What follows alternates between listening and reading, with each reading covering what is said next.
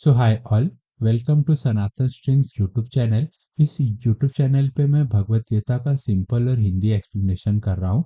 यही स्पॉटिफाई पर भी अवेलेबल है, आप लोग वहाँ पर भी इसको सुन सकते हैं। मैं डिस्क्रिप्शन में उसका लिंक डाल दूंगा।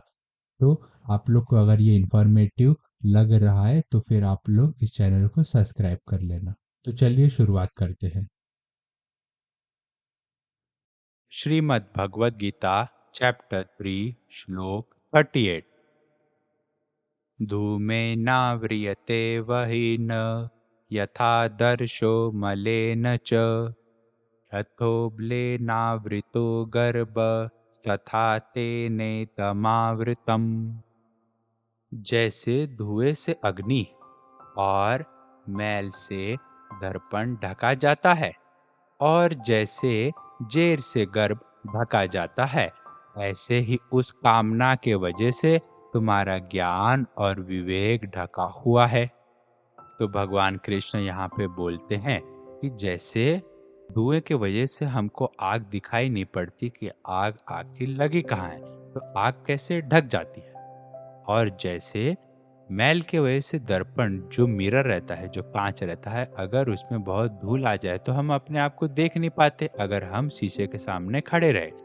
और वैसे ही गर्भ के वजह से अंदर जो पेट में जो बच्चा रहता है वो भी छुप जाता है, हम उसको देख नहीं पाते। उसी तरह कामना के वजह से भगवान कहते हैं कि लोगों का विवेक, इंटेलेक्ट जो रहता है, ज्ञान जो रहता है, वो ढका जाता है। तो एक इम्पॉर्टेंट बात कहता हूँ मैं यहाँ पे कि अग्नि के बिना धुआं हो ही नहीं सकता।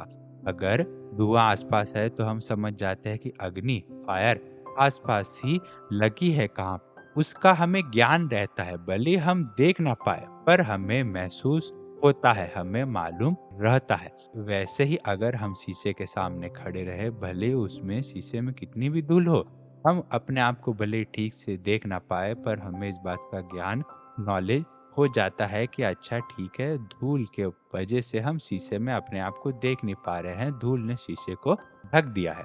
वैसे ही जो बच्चा जो अंदर रहता है गर्भ के वजह से हम देख नहीं पाते कि बॉय है कि गर्ल है, बट हमको इस बात का नॉलेज, ज्ञान रहता है कि अंदर बच्चा है।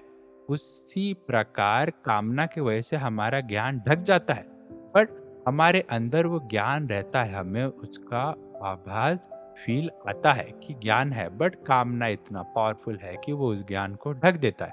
तो हमको चाहिए कि हम उस कामना के आने के पहले ही उस ज्ञान को महसूस कर ले। ठीक है, कि कामना आ रहा है तभी मैं अलर्ट हो जाऊं कि मुझे बचना है अभी इस कामना से।